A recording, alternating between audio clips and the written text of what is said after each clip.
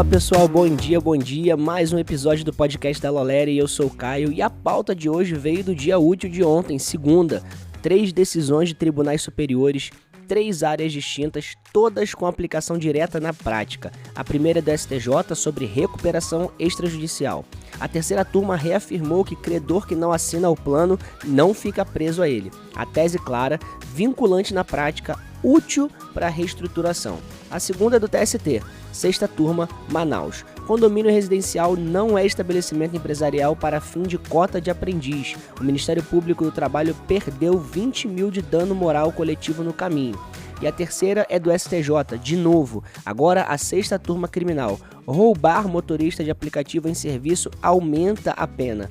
Tese nova de dosimetria, interessante o paralelo com o que fizemos sobre o mesmo motorista de app no episódio de quinta-feira passada. E a nossa análise do dia de hoje é da Malu Arruda sobre Fashion Law, uma área que tem advogado feliz do Met Gala e empresário em pânico com a próxima lei europeia. Coluna no portal Loléria. Pode pegar o café aí, pessoal, expresso, coado, da cafeteira, do copinho americano daquela padaria. O importante é você ficar ligado nas informações que nós vamos compartilhar no melhor podcast jurídico do país. Para você que atua em recuperação judicial, contencioso de credor ou consultoria empresarial em crise, isso aqui é para você. A terceira turma do STJ, com relatoria do ministro Humberto Martins, reafirmou ontem que o plano de recuperação extrajudicial não produz efeitos sobre credores que não aderiram ao acordo. Detalhe que vale anotar. É o mesmo Humberto Martins que está conduzindo na mesma terceira turma o caso da SPE em recuperação judicial.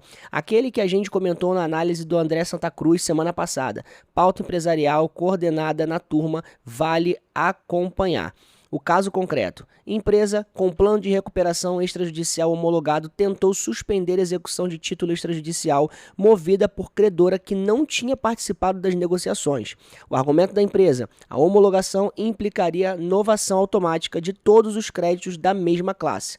Isso aí foi o que aconteceu. Agora, o que você deveria estar pensando quanto a isso? O STJ disse: não, a fundamentação está nos artigos 161, parágrafo 4º e 163 da Lei 11.111 de 2005, a Lei de Recuperação.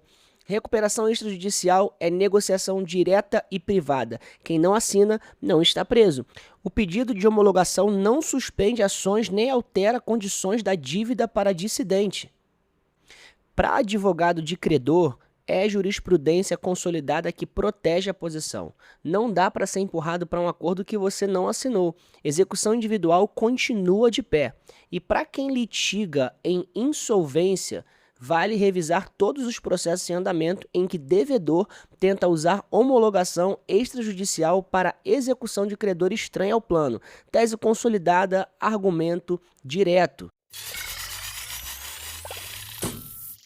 E agora, essa é para você que atende condomínio residencial, atua em direito imobiliário ou defende ente que recebeu autuação por descumprimento de cota de aprendiz. Preste atenção no que aconteceu lá em Manaus. Condomínio residencial com 28 empregados em cargos administrativos, manutenção e segurança. Ministério Público do Trabalho ajuizou ação pública exigindo o cumprimento da cota de aprendizes, prevista no artigo 429 da CLT, e pediu 20 mil de dano moral coletivo. Foi até o TST. A sexta turma, com relatoria do ministro Augusto César, derrubou tudo. Isso aí foi o que aconteceu na prática. Vamos entender agora como a nossa mente deveria estar articulando essa informação. A tese ela é direta. O artigo 429 da CLT obriga estabelecimentos a contratar aprendiz. A interpretação que a sexta turma consolidou foi a seguinte: condomínio residencial não é estabelecimento. É ficção jurídica destinada exclusivamente ao rateio de despesas de manutenção entre os moradores. Não tem fim lucrativo, não tem atividade econômica empresarial, não emprega cargos que exijam qualificação profissional típica. Para a advocacia que assessora condomínio residencial, abre tese forte de defesa contra a autuação da fiscalização do trabalho e contra a ação civil pública do Ministério Público do Trabalho. E mais útil ainda, orienta a revisão de termos de ajustamento de conduta firmados sob pressão. Se o condomínio assinou o TAC para cumprir cota, agora tem fundamento momento para revisar ou rescindir. Vale o filtro fino. A tese protege o residencial puro. Se o condomínio tem área comercial, atividade econômica, sala empresarial alugada, aí a história muda. O rateio das despesas que justifica a isenção é o residencial limpo. Agora, a produção, traz para cá aquele jazz que os nossos ouvintes já estão acostumados a ouvir para que a gente consiga compartilhar informação relevante e de valor. 53 milhões de brasileiros têm plano de saúde. Cada negativa indevida pode virar uma ação. E você sabe, o advogado que domina essa área cobra honorários que o generalista nem sonha em pedir. Nos dias 15 e 16 de maio, em São Paulo, acontece o Summit Direito da Saúde. Serão 2 dias de imersão com Elton Fernandes e convidados que constroem resultado na área mais técnica do direito brasileiro. Reajuste abusivo, ADI 7265, erro médico, produção antecipada de provas, posicionamento digital, gestão de escritório, conteúdo técnico sem motivação barata. Se você quer parar de atuar às cegas no direito de saúde, garanta sua vaga agora. As inscrições estão abertas e o link está na descrição desse episódio. Para quem atua em direito penal, defende cliente em roubo ou tem cliente motorista de aplicativo que foi vítima, olha só que interessante a matéria que a gente traz agora para você. Vamos para o caso. Réu condenado por roubo contra motorista de aplicativo em serviço, à noite. O motorista informou que estava trabalhando, que o veículo era do trabalho dele, e o assaltante levou o carro mesmo assim.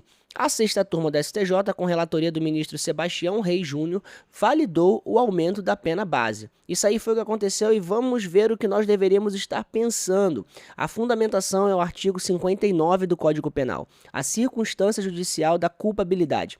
O STJ disse: explorar conscientemente a vulnerabilidade da profissão da vítima, aguardar chamada em via pública para trabalhar, demonstra reprovabilidade maior, justifica afastar a pena do mínimo legal. Para criminalista de defesa, é alerta vermelho. Em caso de roubo contra motorista de app, a circunstância profissional da vítima passa a ser aumento da acusação na dosimetria. E como circunstância judicial, pesa não só na base pena, mas no regime inicial de cumprimento. Pena base mais alta puxa o regime para mais fechado. E aqui um paralelo que vale a pena, porque toca o mesmo personagem por 2 ângulos diferentes. Em quinta-feira passada, no episódio especial do Dia do Trabalho, a gente comentou que a sexta turma do TST vem reconhecendo o vínculo de emprego de motorista de aplicativo, subordinação algorítmica, primazia da realidade, artigo 6º da CLT. Hoje, a sexta turma do STJ trata o mesmo motorista de aplicativo como categoria vulnerável, merecedora de proteção penal específica. Mesma profissão, 2 tribunais superiores, ângulos opostos. No TST, o motorista de app é trabalhador subordinado merecendo proteção trabalhista. No STJ, é vítima vulnerável merecendo agravamento de pena. As 2 teses convivem e ambas reconhecem que a categoria precisa de tutela jurídica diferenciada. Vale notar a convergência.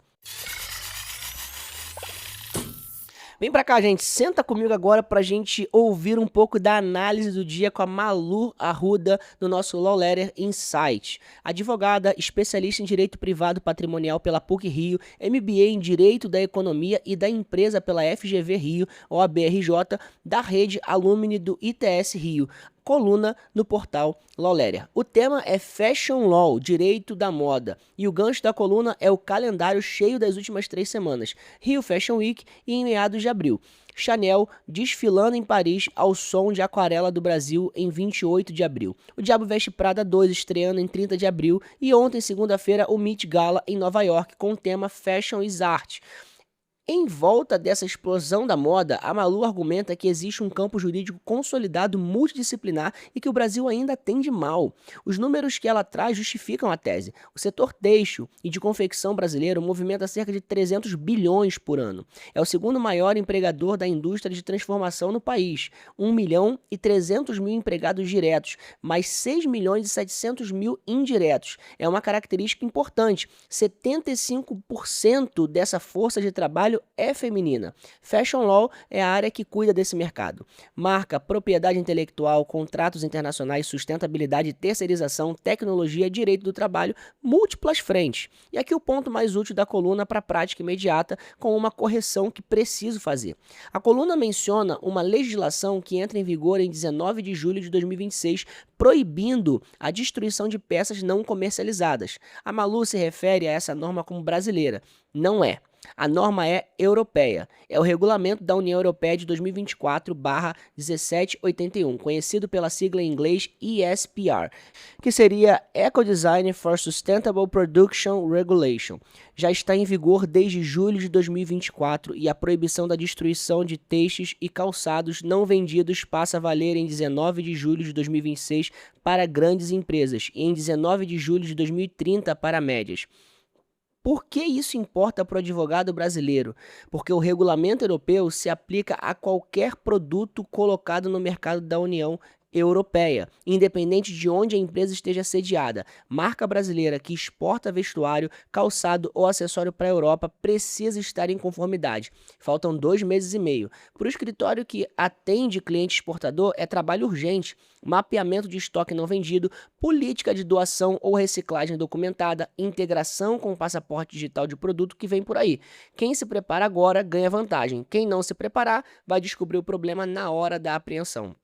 A coluna completa no portal lawletter.com.br. E a coluna da Malu faz parte do programa Lawletter Insights, em que advogados de todo o Brasil publicam análises no portal Lawletter.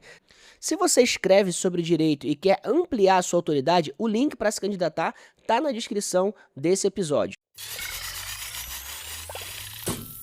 E agora vamos para a curiosidade jurídica, Yves Saint Laurent versus Labotin. E para fechar, uma curiosidade dessas que é bem ligada com a coluna da Malu. A Malu cita na coluna o caso do solado vermelho dos sapatos Christian Louboutin como leading case da discussão sobre marcas de posição. Vale conhecer o caso americano de 2012, porque ele tem o melhor enredo de jurisprudência de fashion law. A história. Louboutin é uma marca francesa de sapatos de luxo, criada em 1991 pelo Christian Louboutin. A característica visual da marca é o solado pintado em laca vermelho brilhante. Sendo mais específico, a cor exata é o Pantone 181663 TPX, conhecido como Chinese Red. Louboutin registrou o solado vermelho como marca nos Estados Unidos em 2008. Sapatos Louboutin custam em média $1.000. O solado vermelho virou ícone. Em 2011, a Yves Saint Laurent, outra marca francesa de luxo, lançou uma linha monocromática. Sapatos inteiros vermelhos, inclusive com solado vermelho. Não era cópia direta, era coleção monocromática que tinha versão vermelha, versão preta, versão azul, versão amarela. A Yves Saint Laurent fazia isso há décadas. A Louboutin processou e o argumento foi: o solado vermelho é a marca registrada nossa, vocês não podem usar. E a Yves Saint Laurent respondeu: vocês registraram uma cor isoladamente e cor isolada não pode ser marca. Pediu o cancelamento do registro. O caso foi para a Corte de Apelações do Segundo Circuito em Nova York em 2012. E a Corte fez algo elegante, não deu razão a nenhum dos dois. Ela fez uma divisão cirúrgica. A decisão estabeleceu que a Louboutin tem proteção marcária ao solado vermelho, mas só quando contrasta com o resto do sapato. Um sapato preto ou bege com solado vermelho, isso é Louboutin. Mas a Yves Saint Laurent pode continuar fazendo sapatos monocromáticos vermelhos, em que tudo, inclusive o solado, é vermelho. Porque aí não tem contraste, e sem contraste não tem distintividade. O consumidor não associa aquilo a Louboutin. Então fica a dica: cor isolada não vira marca. Cor com contexto, sim. É detalhe técnico que vale lembrar quando o cliente pedir registro de elemento visual com base só em pigmento. A jurisprudência exige distintividade adquirida e associação direta com o titular pela percepção do consumidor. Não basta o pigmento, tem que ser o pigmento na composição que conta a história. E minha família, por hoje é só. Se você chegou até aqui, deixa teu comentário e me conta como tá no teu escritório a discussão sobre Fashion Law, sobre marca de posição, sobre tudo que rolou hoje. Eu quero saber, eu quero acompanhar você aqui pelos comentários. Segue a Lawletter no teu agregador de podcast favorito, ativa o sininho, compartilha nos stories marcando @law.letter, assina a newsletter gratuita, o link tá na descrição. E se você quer escrever pro portal, o link da Lawletter também está por lá. E olha só, minha gente, uma informação muito legal também que eu não sei quantos de vocês sabem disso. isso. Mas hoje nós temos alguns programas dentro da nossa newsletter. Nós temos o programa de apoiador e nós temos também o programa que você escuta a gente falando muito por aqui, que é o Lawletter Insight. Bom, caso vocês não estejam cientes disso, não apenas estou aqui na Lawletter, nessa família maravilhosa como apresentador desse podcast, mas também estou responsável por uma parte da nossa área de relacionamentos. Então você que tem interesse em se tornar um apoiador ou fazer parte do Lawletter Insight, eu quero ter uma reunião direta com você, eu quero entrar num meet com você, conversar, bater um papo, entender a realidade do seu escritório, entender a sua realidade como advogado. E como você já conhece a minha voz aqui de uma forma familiar, eu acredito que vai ser muito agradável a gente ter esse tempo de conversa. Então se você quer fazer parte disso, você é advogado, quer aumentar a sua autoridade, seu posicionamento nas redes sociais, sua autoridade na busca no Google com casos de sucesso, por favor, mande uma direct lá pro nosso Instagram da Lawletter falando: quero conversar com o Caio sobre o programa de apoiadores ou sobre o Lawletter Insight, e vai ser uma alegria muito grande tomar esse café virtual com vocês, gente. Olha, por hoje é só, amanhã a gente volta e até mais.